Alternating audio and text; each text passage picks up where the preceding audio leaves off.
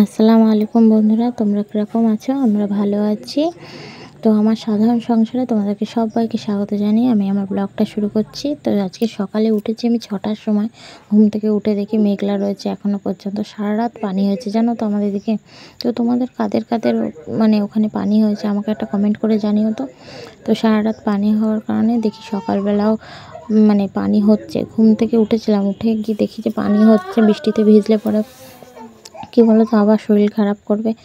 তো যাই হোক করে ছেলের বললাম তুই ব্রাশটা করে নে, আমি কাজগুলো গুছিয়ে নিই। কাজটা গুছিয়ে নিয়ে চুলোর পাড়ে চলে এসেছি। কী বলো তো আজকে আর গ্যাসে চা করলাম না, যেহেতু টোটো চলছে না। তো খুব কষ্ট করে গ্যাসটা কিনলাম আর কি। বর্ষার টাইমে যখন পারবো না, কাঠকুটো থাকবে না, ভিজে থাকবে, তখন রান্না করব। তো থাক গ্যাসটা।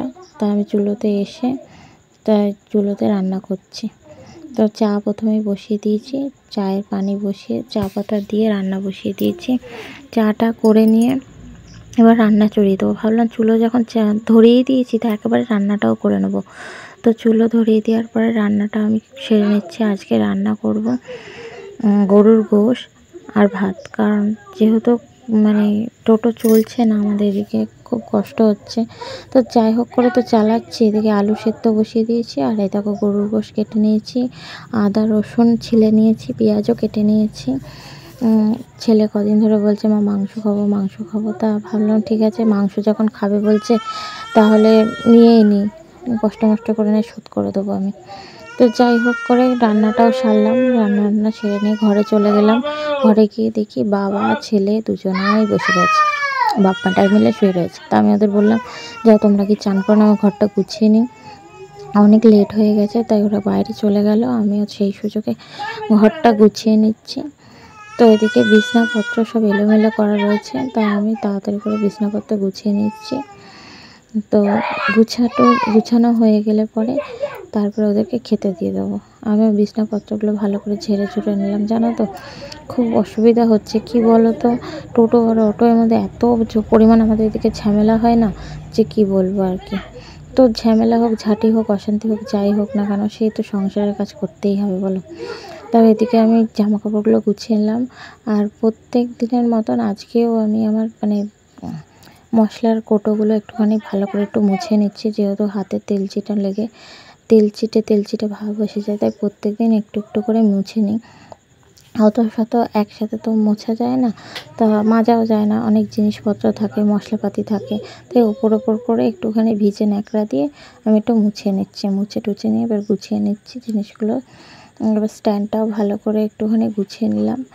এলোমেলো জিনিসটা দেখতে না বিশ্রী লাগে, আর একটু সুন্দর করে সাজিয়ে লাগলেও খুব সুন্দর দেখায়।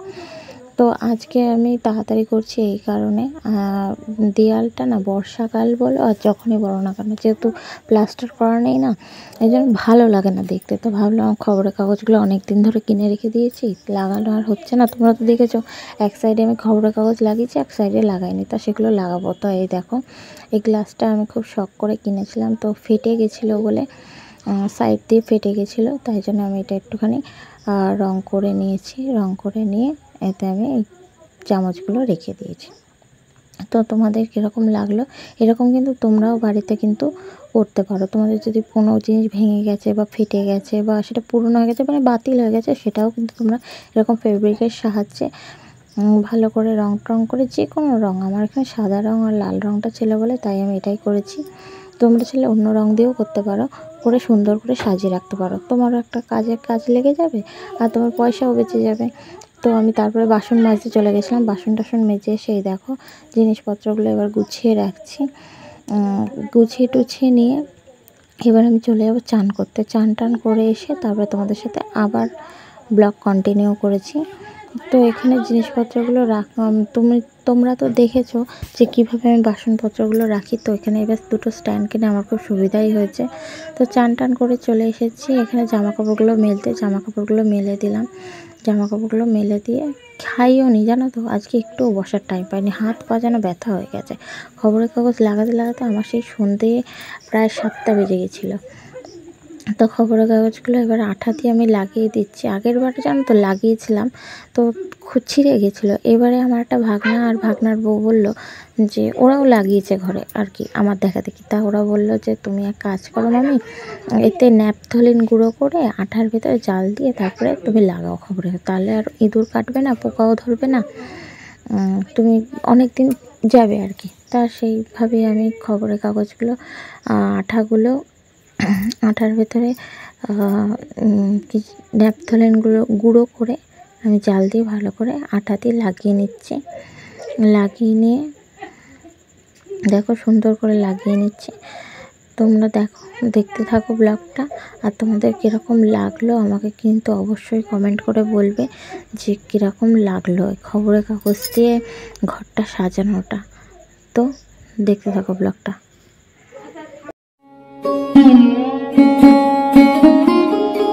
তো চলো তোমাদের দেখিয়ে দিই ফাইনাল লুক কীরকম হয়েছে। আরও মনে হচ্ছে খবরের কাগজ দিয়ে আরও বেশি সাদা হয়ে গেছে ঘর। তো দেখো কীরকম লাগছে ঘরটা। তো চলো দেখতে থাকো আমার ব্লগটা।